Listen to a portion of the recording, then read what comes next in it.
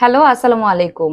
আমি জানি না এই খবরটি এখন আপনাদের কাছে পৌঁছেছে কিনা, তবে একটি একটি মারাত্মক খবর বলে আমার কাছে মনে হচ্ছে যে রাতের আধারে তিস্তার যে বাঁধ, তিস্তা ব্যারেজের আহ, সমস্ত পয়েন্ট খুলে দিয়েছে ভারত। আমরা ভারতের সাথে কি করে ভালো সম্পর্ক আসলে গড়ে তুলবো, অনেকে যে বলেন কত বড় মানে কি বলবো, ভারত আমাদের সাথে কি পরিমাণ বাধাবাধি করতেছে, যে কারণে এক খরা মৌসুম চলতেছে, যেখানে নদী পানি শুকায় গেছে, পুকুরে পুকুরে শুকায় চর জাগে। এই মৌসুমে কি হয়, নদীর পানি শুকিয়ে নদীর আশপাশটা চর জাগে। চর জাগলে সেখানে কৃষকরা বিভিন্ন ফসল ফলায়। এটা সব জায়গায় হয়, নদীর আশেপাশে তীরবর্তী যারা থাকে তারা কিন্তু ফসল ফলায়। সে তিস্তা তীরবর্তী মানুষজন কিন্তু প্রতি বছরই এই খরা মৌসুমে সেখানে ধরেন আলু, পেঁয়াজ, মিষ্টি কুমড়া, বাদাম, এই টাইপের জিনিসগুলো, রসুন, এই টাইপের জিনিসগুলো তারা চাষ করে তারা এগুলো এখন যেমন ফলন তোলার সময় তাদের ঘরে ঘরে। তো আপনারা জানেন তো, এর মধ্যে এটা আপনারা জানেন যে আগামী দিন অর্থাৎ 17 এবং 18 ফেব্রুয়ারি এই 2 দিন তিস্তা বাঁচানোর জন্য একটি কর্মসূচি ডাক দেওয়া হয়েছে, যেটি ধরেন এটা অনেকদিন ধরে চলছে। আমি যদি বলি, এখানে লেখা আছে 48 ঘন্টার জন্য জাগো বাহে তিস্তা বাঁচাই, এরকম একটি স্লোগানে কর্মসূচির ডাক দিয়েছে তিস্তা নদী রক্ষা আন্দোলন নামে একটি সংগঠন। মূলত তারা ওখানকার মানুষজন বলছেন যে এই সংগঠনটি যে 48 ঘন্টার যে কর্মসূচির ডাক দিয়েছে, লাখো মানুষের যে সমাবেশ ঘটবে তিস্তাকে বাঁচানোর জন্য, সেইটাকে ভন্ডুল করে দেওয়ার জন্য আসলে ভারত এই কাজটি করেছে, যে তিস্তা গোপনে রাতের বেলা তিস্তার পানি ছেড়ে দিয়েছে। যে কারণে যেখানে গতকালও আপনার বালুচর ছিল, যেখানে অলরেডি এই কর্মসূচির জন্য বিরাট বড় সমাবেশের জন্য বিরাট বড় স্টেজ তৈরি করা হচ্ছে, সেইখানে আজকে পানি থই থই করছে, পানির পরিমাণ বেড়েই চলেছে। এটা কতটুকু পর্যন্ত বাড়বে তা বলা যাচ্ছে না, যেহেতু ভারত সরকার আগে থেকে কোনো রকম কিছু বলে নাই। তো সেখানকার মানুষজনের বিভিন্ন ভাষ্য আমি শুনলাম এতক্ষণ। তারা বলছেন যে আমরা প্রতি বছর তিস্তাকে বাঁচানোর জন্য আন্দোলন করি, আর প্রত্যেক বছরই যত সরকার এসেছে সবাই তিস্তাকে ভারতের কাছে বেচে দিয়ে আমাদেরকে, আমরা যারা তিস্তা তীরবর্তী মানুষজন আছি তাদেরকে, লাখ লাখ মানুষকে পানিবন্দী অবস্থায় থাকতে হয় শুধুমাত্র এই ভারতের জন্য, ভারতকে বেচার জন্য, ভারতকে বেচে দেওয়ার জন্য লাখো মানুষ আপনার এখানে পানিবন্দী হয়ে পড়ে। তিস্তা তীরবর্তী 11টি স্থান থেকে এই জন্য আগামী 2 দিন ধরে সমাবেশ, লাখো মানুষের ঢল নামবে, যেটি আপনারা হয়তো ভুলে গেছেন। আমি ভারতকে বলবো, পার্শ্ববর্তী দেশকে বলবো যে শেখ হাসিনাকে দমন করার জন্য যেভাবে আমাদের ছাত্র জনতার, সাধারণ মানুষের ঢল নেমেছিল, তিনি কিন্তু বহুত চেষ্টা করছে, র্যাব, পুলিশ, সেনাবাহিনী, বিজিবি সবাইকে দিয়ে অজস্র মানুষ তাদেরকে তিনি তার ক্ষমতায় টিকে থাকার জন্য, তার কর্মসূচিগুলো পালন করার জন্য। কিন্তু দেখেছেন বাংলাদেশের মানুষের এত সাহস যে শেষ পর্যন্ত শেখ হাসিনা টিকতে পারে নাই, পালায় গেছে আপনার দেশে, আপনারাই কিন্তু ওনাকে এখনো ঠাঁই দিয়ে রেখেছেন। তো কি করে ভাবলেন যে তিস্তা বাঁধের পানি আপনারা রাতের গোপনে ছেড়ে দিবেন আর মানুষজন ভয় পেয়ে যাবে? 18-19 তারিখ এই 2 দিনের কর্মসূচি তারা আপনি ভন্ডুল করে দিতে পারবেন পানি ছেড়া দিয়া? মানে কি করে ভাবেন? এইবার কিন্তু আসলে আমি যতদূর শুনেছি সেইখানে এই 2 দিনের কর্মসূচিতে বিএনপির মহাসচিব মির্জা ফখরুল ইসলাম আলমগীরও থাকার কথা। এখন যেটা দেখা যাচ্ছে, মানুষজনের একটা ঢল নামছে সেখানে, যারা দূর দূরান্ত থেকে আপনার এখানে এসছে আগামী 2 দিনের কর্মসূচি সফল করার জন্য। তারা আশেপাশের মানুষগণ এখন ভয়ে আছে, তাদের যে ফলনগুলো তারা ঘরে তুলবে। তো যেটি বলছিলাম যে ভারতের 2টি উদ্দেশ্য হতে পারে এই পানি ছেড়ে দেওয়ার কারণে ওখানকার মানুষজন, বললাম যে দুশ্চিন্তা বেড়েছে, কারণ তারা প্রচুর পরিমাণে রসুন আর পেঁয়াজের, আলুর, তারপরে আপনার মিষ্টি কুমড়ার চাষ করেছে, বিশেষ করে বেশি পরিমাণ পেঁয়াজ। এখন ভারতের কি এই চিন্তাধারায় সে বাঁধটা খুলে দিয়েছে যে তাদের ফসলগুলোকে আমরা নষ্ট করে দিব? ফসল নষ্ট করার জন্যই কি এই বাঁধ খুলে দেওয়া হয়েছে, নাকি তিস্তা বাঁচানোর যে কর্মসূচি আগামী 2 দিন পালন করা হবে, যেখানে লাখো মানুষের ঢল নামবে, সেই কর্মসূচিকে ভন্ডুল করার জন্য আসলে এই বাঁধ খুলে দেওয়া হয়েছে?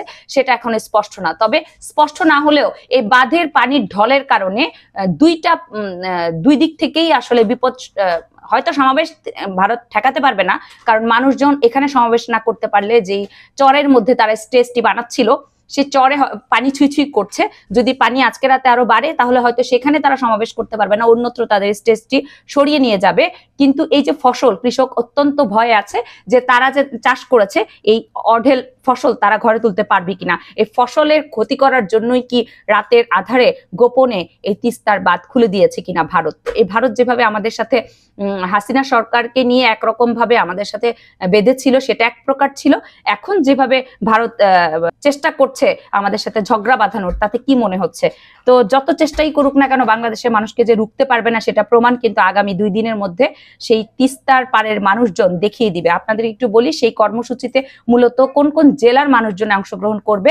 লালমনিরহাট, নীলফামারী, রংপুর, কুড়িগ্রাম ও গাইবান্ধা জেলা সহ তিস্তাবর্তী 11টি স্থানের লাখো মানুষ 48 ঘন্টা সেখানে সমাবেশ পালন করবে। অনেক হয়তো বলবে 48 ঘন্টা বিরাট সময়, কিন্তু তারা কিছু কিছু মানুষ সেখানে বলছেন যে আপনারা মিলিয়ে দেখবেন আমরা 48 ঘন্টা সেখানে অবস্থান করছি কিনা এই তিস্তা বাঁচানোর জন্য। এমনকি তারা ক্ষোভ প্রকাশ করেছেন যে আমরা প্রতি বছর তিস্তা বাঁচানোর জন্য ভয়েস গুলো আমরা দেই, কিন্তু আমরা চেষ্টা করি, আমরা লাখো ভারতের কাছে তিস্তা বিক্রি, ভারতের কাছে তিস্তা নদী বিক্রি করে দেওয়ার কারণে আমরা যে পানিবন্দী হই সেখান থেকে আমরা মুক্তির উত্তরণের পথ খুঁজি, কিন্তু প্রত্যেকবারই কোনো না কোনো সরকার এসে এই কাজগুলো করে যে তিস্তা নদীকে বিক্রি করে দেয়। তো এইবার কিন্তু তারা চাচ্ছে যে যেহেতু ডক্টর ইউনূস সরকার আছেন, অন্তর্বর্তীকালীন সরকার, তিনি হয়তো এর একটি সুরাহা করবেন। এর মধ্যে আমরা জানিও যে আমরা এর আগে কয়েকদিন আগে একটা নিউজ করেছি যে বিভিন্ন বাঁধ, ভারতের পানিকে আবার ঠেকানোর জন্য বিভিন্ন বাঁধ তৈরি করার পরিকল্পনা নিয়েছে এরই মধ্যে অন্তর্বর্তীকালীন সরকার,